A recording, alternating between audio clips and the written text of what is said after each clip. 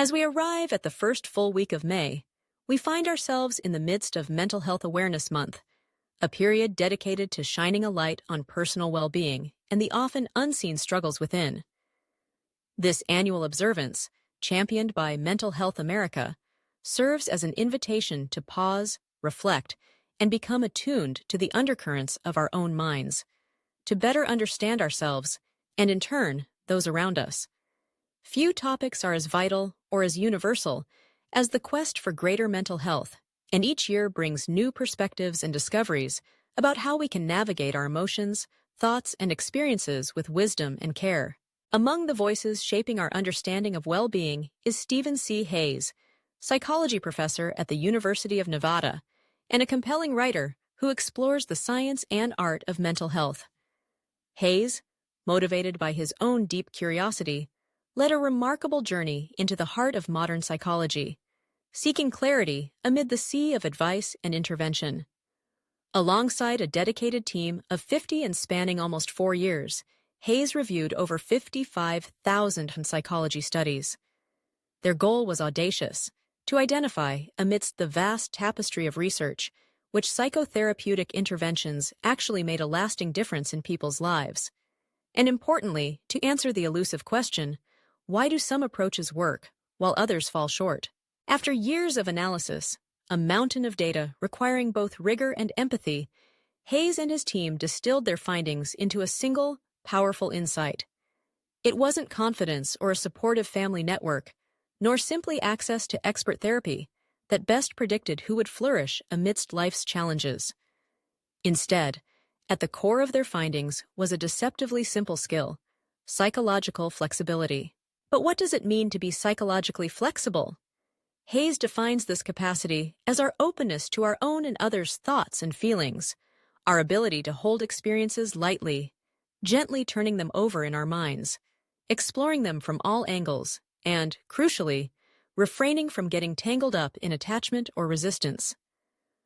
Rather than being defined by our suffering, psychological flexibility empowers us to observe our pain, acknowledge it without judgment, and move forward in life's direction with purpose and intention. This is not a call to eradicate discomfort or sorrow.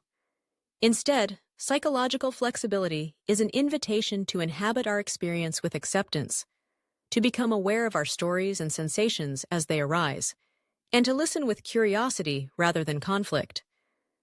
Becoming more flexible doesn't mean giving up or resigning ourselves to pain. Rather, it offers us the tools to work with what we feel, instead of against it. Imagine the tangled web of anxiety, depression, addiction, or everyday stress, a landscape familiar to so many. The emotionally inflexible response might be to resist, push away, or even wage war within, desperate to silence uncomfortable feelings. But as Hayes explains, the magic of psychological flexibility lies in a fundamental shift. We can stop fighting ourselves and start listening to ourselves. We learn to notice our thoughts, recognize our patterns, and gently inquire into our feelings without trying to forcibly control or suppress them. In a recent reflection, Hayes described this process in even more approachable terms. Underneath every pain, he observed, lies something meaningful: our values, our cares, the things that truly matter most. Pain and values, he writes, are two sides of the same coin. When we encounter emotional hurt, there is usually a deep care or need hidden beneath its surface. The practice of psychological flexibility is, in essence, the art of flipping that coin and discovering what matters underneath the pain. So how does this capacity actually unfold in our daily lives? Psychological flexibility is not a single action or decision. It is an ongoing practice built from several interwoven skills. First, it asks us to cultivate present-moment awareness, to be grounded in what is happening right now without becoming lost in past regrets or future worries.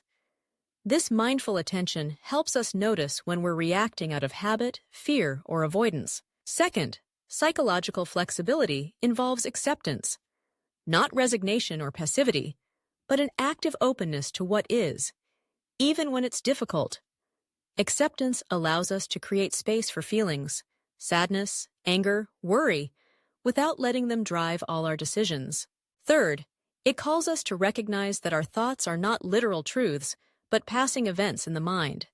When we practice cognitive diffusion, as Hayes describes, we can notice a thought, I can't do this, or I don't matter, for what it is, a mental event, not an immutable fact. Fourth, psychological flexibility encourages us to clarify our deepest values, the core beliefs and longings that give our lives meaning. When we understand what truly matters, we can orient our choices and behaviors toward those values, even when it's hard.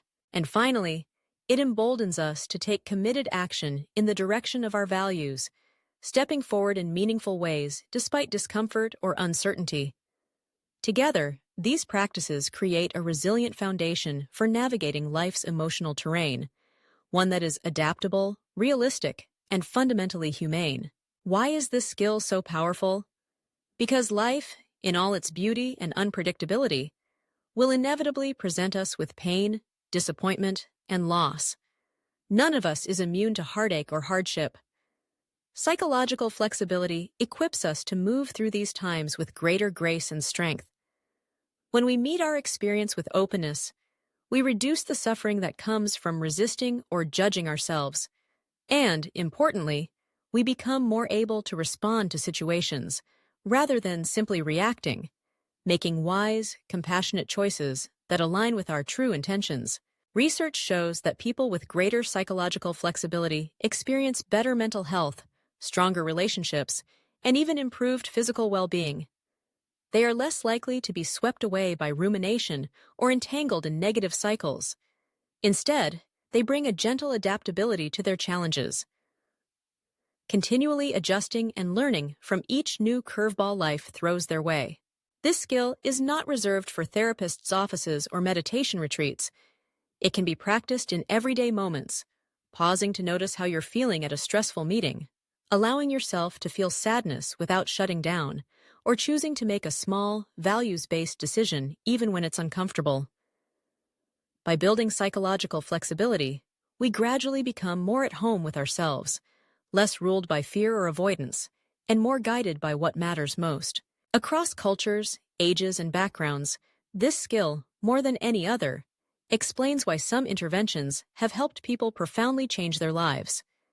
It offers hope, not because it promises a life free from pain, but because it teaches us to coexist with pain, to mine it for understanding, and to use it as fuel for meaningful action.